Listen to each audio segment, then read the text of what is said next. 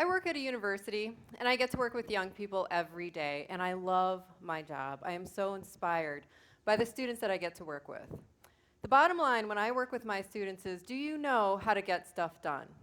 We talk about this so much with my students that we just call it GSD. Do you know how to GSD? We talk about it so much we put it on a t-shirt. And here's how you know. Here's how you know if you know how to GSD. Do you make excuses or do you make things happen? Have you ever said your campus has a bubble? Or are you not so afraid of imaginary bubbles? And are you fixing to hoping maybe someday do that cool idea you've had in your head for a while, or are you actually going to do it? Are you just going to do that cool idea that you've been working on? Because it is my job that when you graduate, you will have a BA, but it's also my job for you to get a GSD. I want you to know when you graduate that you will have something on your resume and you will know that you can manage a community project and own it, that you can really get it done. And it doesn't matter to me what your major is, or your double major, very fancy, or your minor. It doesn't matter to me what year you are in school, GPA. And, regardless of where you're coming from or where you're going, anyone can do this. Anyone can GSD. So, the first thing we teach is that you have to listen to the community. All right, so when you do community-based work, you don't walk in and say, "What's broken here and how can I fix it for you?" That's a terrible question, right? The question is, what is your vision for your community and how can I bring value? And those are two really different questions, right? One starts with what's wrong and one starts with what's strong. And we should always lead with our strengths. So when we empower students to get out and to do community work, we should train them not to be superheroes, but to be super listeners.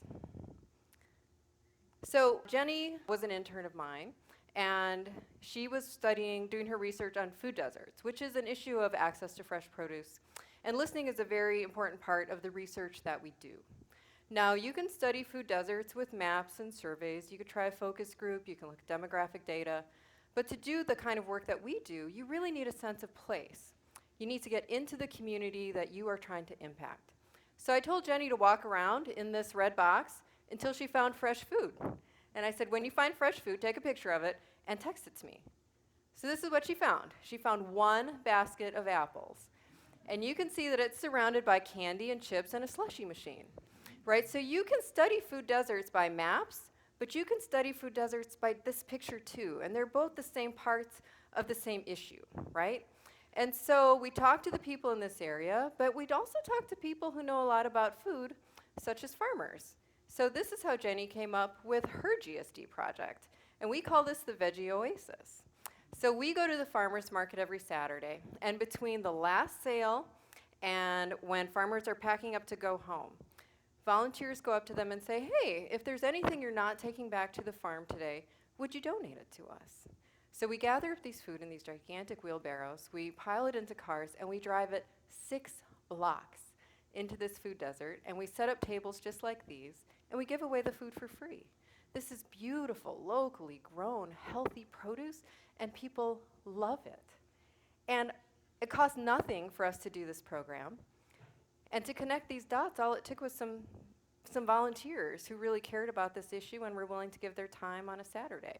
So Veggie Oasis has given away over 10,000 pounds of produce over 2 summers. And this is a completely replicable program. It's been very exciting for our students to manage this. So I would encourage you that if you have a great idea, if you have half an idea is okay, that you take your idea for a walk.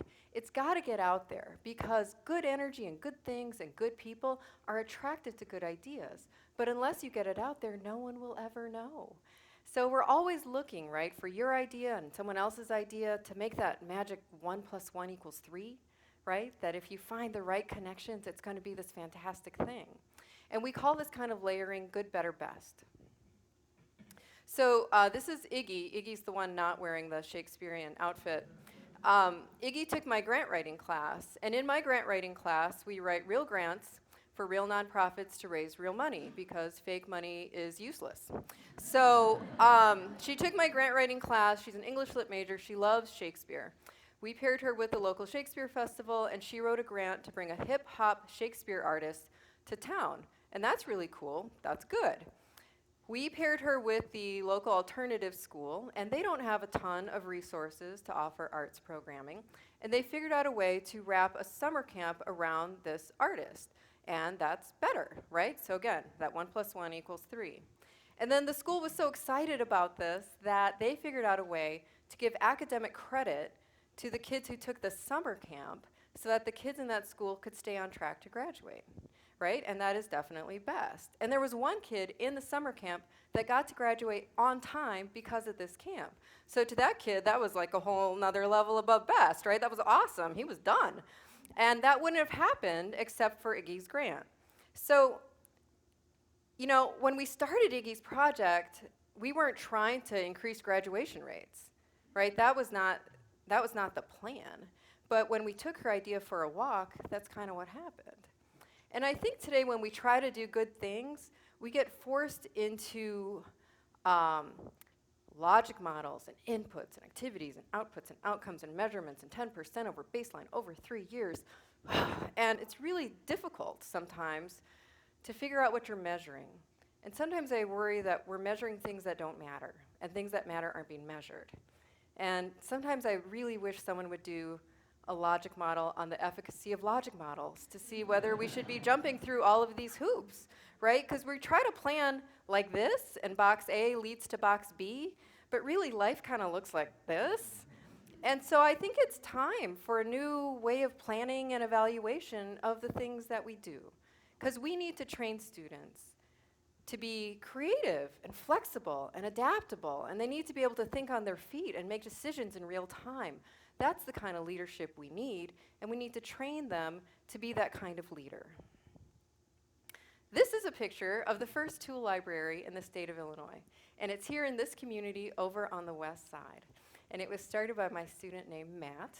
And when I first met Matt, he was a sophomore accounting major from a suburb of Chicago. And that might not seem like a straight line to being the founder of a tool library, but he did it because no one knows how to GSD like Matt. So he started the tool library. This is a free tool lending service. You can come in and check out any of these tools for free the same way you would check out a book. So he started in the back office of a nonprofit on the west side with some donated tools. So from the time Matt had this idea to the time he loaned his first tool was 8 months, right? And we did planning. We made boxes. There were arrows. There were lists. You know, we did that. But we also knew that we would learn a lot just by opening the door and seeing what was happening, right? Who was coming in the door? Who was using the tools? What kinds of things that they needed? So you launch GSD ideas when you are ready and not necessarily when it is perfect, right? Because that learning in real time is really, really valuable. So for those of you who like the measurables, right, there's 670 members of the tool library now. There's over 800 tools in inventory. And we've done over 2,000 loans, and that is successful, right? Check, check, very successful. But also, there's a woman on the west side who got to repair her front porch because of these tools. So she can sit out there on lovely fall days, right, in good weather, while kids are walking home from school. And I don't know how you measure that, except to say that's the kind of thing that makes communities really special. So one thing that you can all do as we're empowering young people to get stuff done is to be very enthusiastic when they come to you with ideas, right? Your first impression makes an impression. Even if that idea evolves over time, your big yes gives them the green light to think about big things that they can do. So I want you to give them a big yes, right? So imagine, I want to loan people chainsaws. Yes, we should definitely do that, right? I want to start a Spanish radio program on the campus radio station. Yes. Okay, great, let's do that. I want to teach free music lessons to kids, and then I'm going to take grant money and buy everyone ukuleles. Yes, we should do that, right? And I want to take that gray wall, and I want to turn it into a beautiful mural, and I'm going to get a bunch of kids together, and that's what we're going to do. Yes, absolutely, yes, we should do this, right? So, and we've done all of these projects and a whole bunch more. And after you say yes, your job is to then be glue, right? they're young, they don't have the social capital that you have, so we're counting on you to get them connected to those other half ideas swimming around out there that they need to talk to, right? Who should they talk to? Who should they call? Where should they go? What should they visit? What TED Talk should they watch, right? So that they get inspired and they can kind of keep their ideas in motion.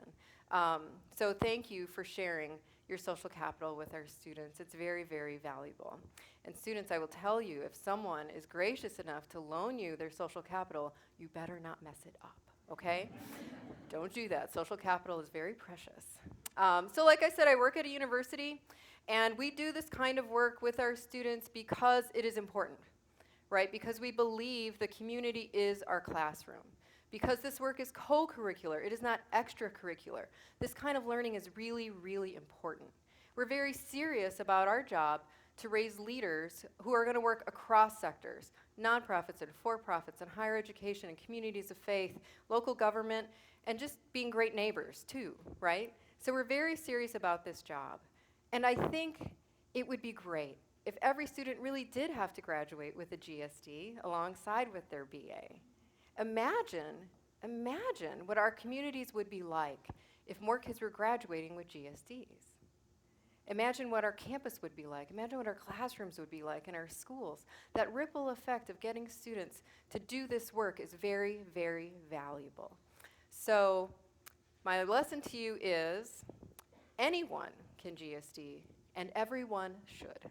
Thank you.